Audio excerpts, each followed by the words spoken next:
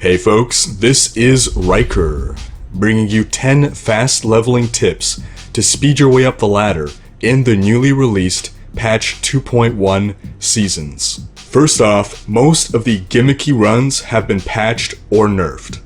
Here's a video that covers most of them if you still want to give them a try, but what I'm going to give you today are 10 legitimate tips to leveling up as fast as possible on your own. No gimmicks, no getting power leveled by a friend. This is all you. Because when that ladder starts on August 29th, everyone is starting fresh.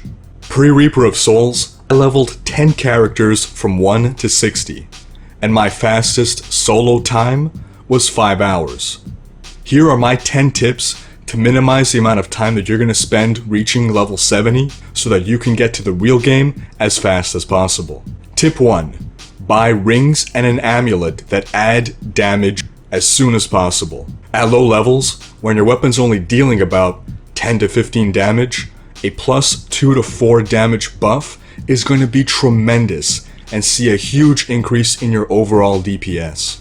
Vendors start selling the plus damage rings at level 6, but you can wait till level 7 for them to be a little more common. Here are the locations of the vendors in every act that sell rings. If none of them have plus damage rings in stock, remake the game until they do. Likewise, around level 10 or 11 is when you're going to want to buy the plus damage amulet. Tip 2. Prioritize crafting gear that will increase your damage. Unless you're playing hardcore, damage is so much more important than survivability, especially at lower levels.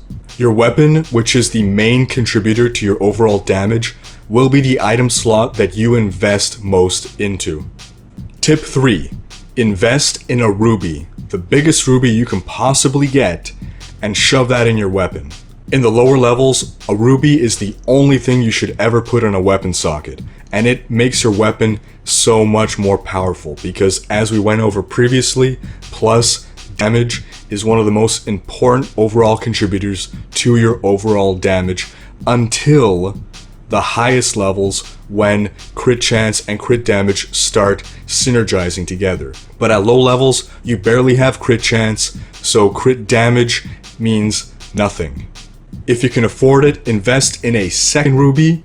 It doesn't have to be as good as your first ruby, but put that ruby in your helm in order to gain that XP bonus.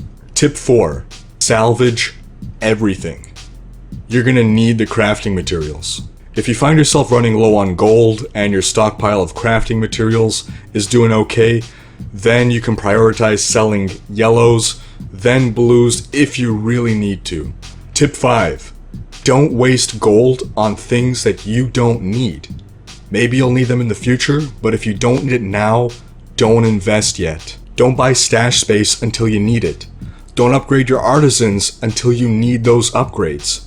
For instance, if your blacksmith can craft level 25 weapons and you're only level 23, then don't upgrade them any further until you reach level 25. Tip 6.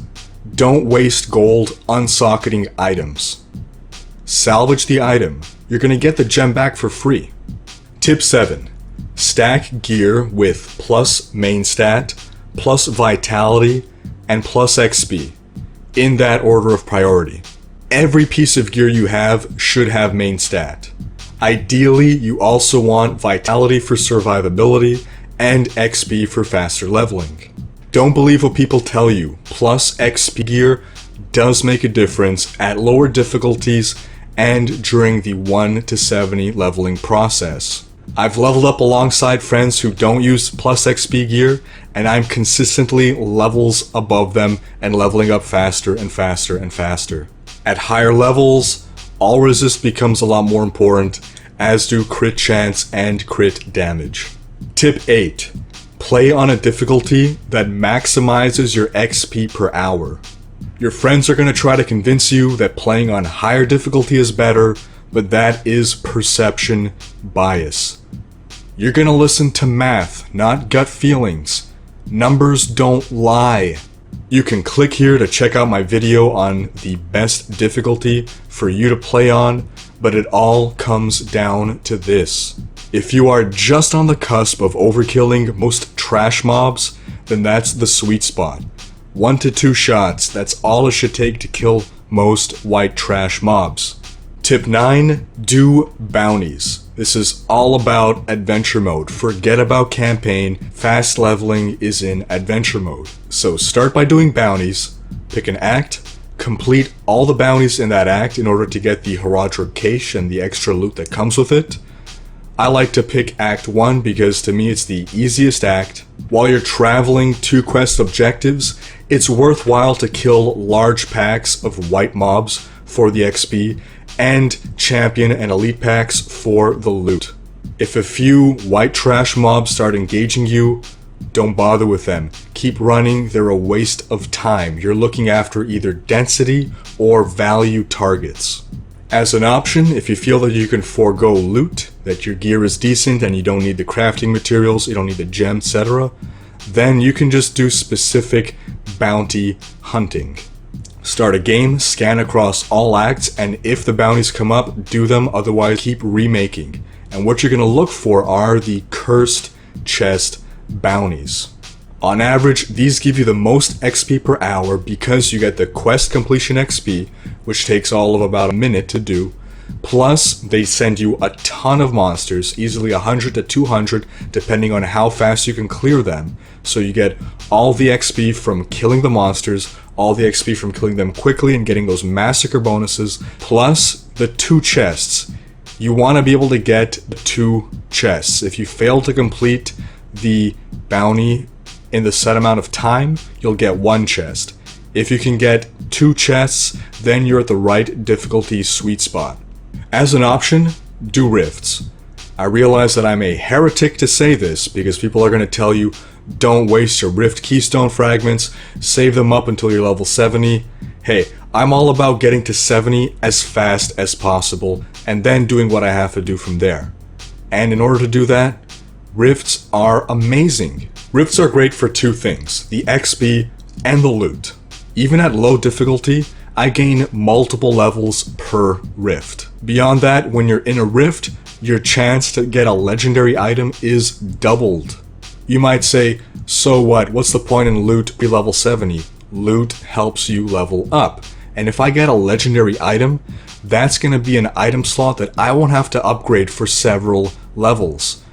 Legendaries age better than rares. A legendary item rolls better stats than a rare can. If I craft a level 15 rare, then by level 18 I'll probably already want to replace it. If I get a level 15 legendary, that's gonna last me a lot longer than the rare would. The less time you're spending upgrading and changing gear, the more time you're spending killing shit, leveling up, and getting more loot. It was only when I started streaming that I realized how much downtime I was spending in town, crafting, selling, and shopping. Tip 10, hire your follower immediately. You may not realize this, but in adventure mode, as of level 1, you can hire your follower. I like to stick with the Templar for a couple of reasons. First off, I like to spec towards glass cannon. As I said, this is all about upping your damage. More damage means more efficiency. The faster you kill stuff, the faster you level up.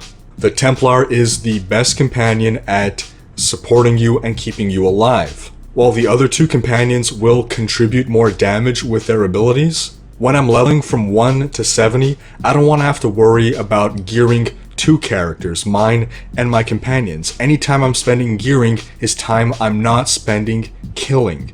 And time I'm not spending killing is time I'm not spending leveling up. The Templar, you don't really have to gear him, you just use him as a support character and he gives you his passive buffs. At level 5 I pick heal, at level 10 I pick loyalty for that health regeneration, and just between those 2 skills, that's a lot of defensive stuff that I don't have to put on my character.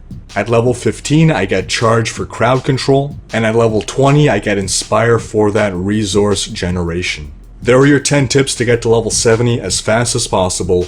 Once you're 70, it's all about the Act 1 bounties and the rifts. Act 1 bounties to get your rift keystone fragments and your ring of royal grandeur, rifts to get all your loot and all your XP. That wraps up this video. leave a comment letting me know what your fast leveling tips are. Click here to watch more Reaper of Souls videos. And until next time, don't forget to like, comment, and subscribe.